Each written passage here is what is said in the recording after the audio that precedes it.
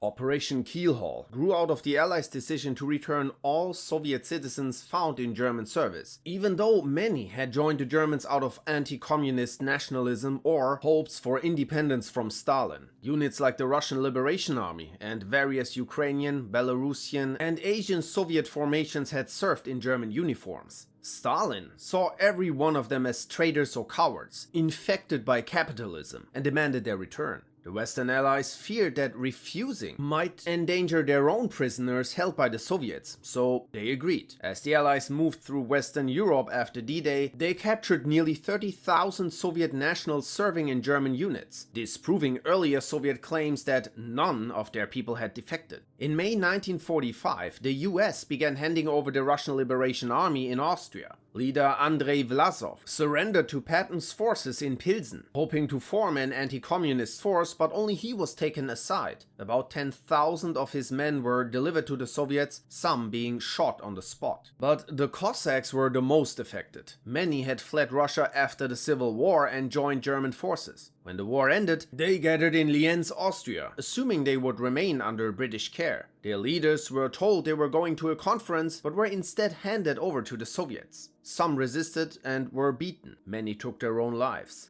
Others, including people who had never been Soviet citizens, were forcibly loaded onto trains. British troops used rifle butts, clubs and bayonets to move thousands of Cossacks, including women and children. Some were drugged unconscious and handed over. In total, Britain deported over 22,500 Cossacks, most of whom were killed by the NKVD or sent to Siberian camps. Across Europe, British and American forces repatriated around 2 million people by late 1947, including thousands of women, children and the elderly, fully aware that tens of thousands had never been Soviet citizens and would be executed or sent to the gulags.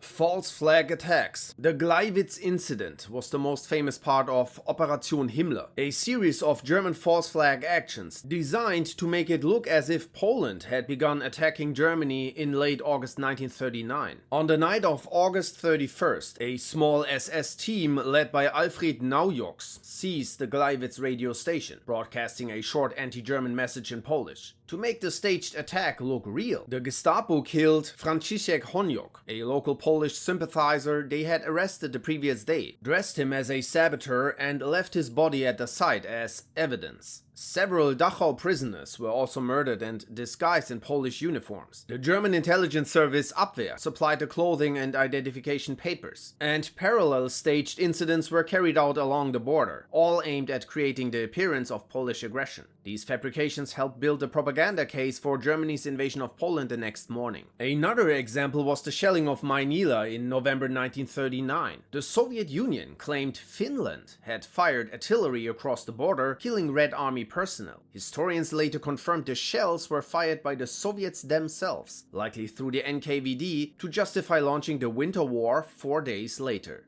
Operation Vegetarian was a British plan to cripple Germany by using anthrax as a weapon. Led by scientist Paul Filz. The idea was to drop linseed press cakes infected with anthrax spores across German farmland. Cattle would eat the cakes, become infected and pass the disease to the population through meat and dairy. This would not only kill large numbers of civilians, but also wipe out most of Germany's livestock, poison wildlife and the soil, plus trigger a nationwide food crisis. By 1943, Britain had produced 5 million of these cakes ready for deployment. The plan grew out of anthrax testing on Gruinard Island in 1942, where an anthrax bomb killed 60 sheep and contaminated the area so heavily that the island remained dangerous for decades. The tests also spread anthrax to local livestock on the mainland. The British government covered the incidents with bribes and misleading explanations. Operation Vegetarian was quietly abandoned in early 1944 once conventional bombing and Operation Overlord made it unnecessary.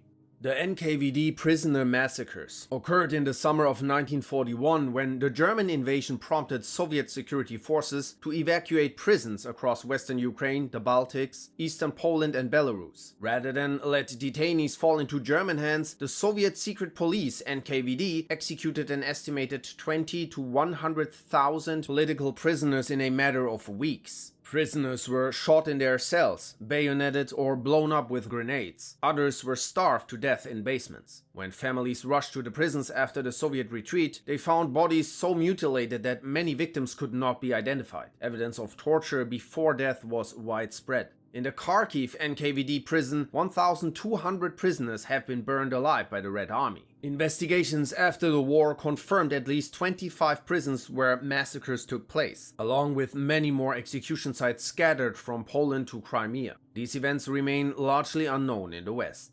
The Dresden Firebombing was carried out by British and American air forces in February 1945. Over 1,200 bombers dropped explosives and incendiaries, creating a firestorm that destroyed much of the city center and killed up to 25,000 people. The attack remains one of the most debated acts of the war. Supporters point out that Dresden was a major railway hub that moved troops and supplies to the Eastern Front, with armament facilities in and around the city. Allied planners believed that disrupting these transport links would help the Soviet advance, and they were fully aware of the destructive potential of firebombing after experiencing the Blitz themselves. Critics argue that the situation in early 1945 no longer justified such extreme force. Large numbers of civilians, including refugees and prisoners of war, were packed into the city. They question whether Dresden's industry played any meaningful role at that stage of the war. They note that key military targets listed in Allied reports, like barracks, bridges and railway stations, were either far outside the strike zone or not targeted at all. Much of the heavy bombing, especially the second wave of incendiaries, fell on the city center, parks and riverside meadows crowded with refugees. German propaganda later inflated the death toll, but the moral questions remain.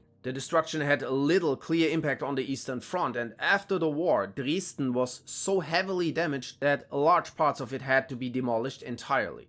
Operation Catapult took place on July 3, 1940, when Britain attacked the French fleet at Mer el-Kebir in Algeria. After France signed its armistice with Germany and Italy, London feared the French navy might fall into German hands. Admiral Darlan insisted the fleet would stay under French control, but Churchill refused to take the risk. The Royal Navy struck by air and sea, killing 1,297 French sailors. France, now officially neutral, saw the attack as a betrayal. Admiral Somerville, who carried out the operation, openly hated the mission, and the Vichy government cut diplomatic ties with Britain. French forces retaliated by bombing Gibraltar before they settled for a truce.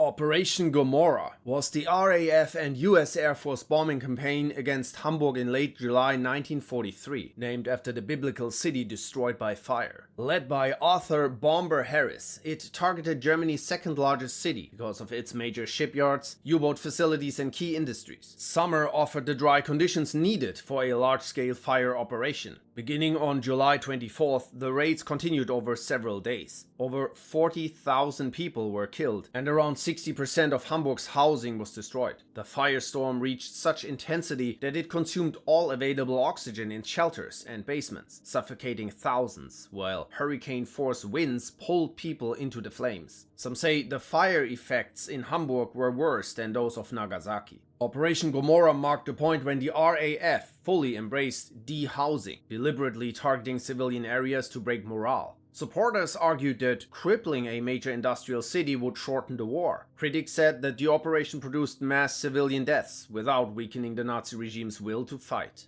The Laconia Incident began on September 12, 1942, when U-156 torpedoed the British passenger ship RMS Laconia off West Africa. The ship carried more than 2,700 people, including many civilians and a large number of Italian prisoners of war. The U-boat's commander, Werner Hartenstein, switched to rescue mode. He surfaced, took survivors onto the deck, broadcast his position in open channels to all Allied forces, and signaled Red Cross banners. While U-156 was moving the survivors packed on its foredeck, a US bomber spotted it, acknowledging the presence of civilians and prisoners of war, but still dropped bombs and strafed the area, killing many survivors and forcing the U-boat to abandon the rescue and dive. Another rescue submarine came under similar attack. Over 1,500 people died during the incident, most of them Italian prisoners of war. It directly led Admiral Dönitz to issue the Laconia Order, forbidding U-boats from rescuing survivors and pushing the Kriegsmarine into fully unrestricted submarine warfare. The US aircrew mistakenly reported they had sunk the U-156 and received medals, and no American personnel were ever investigated.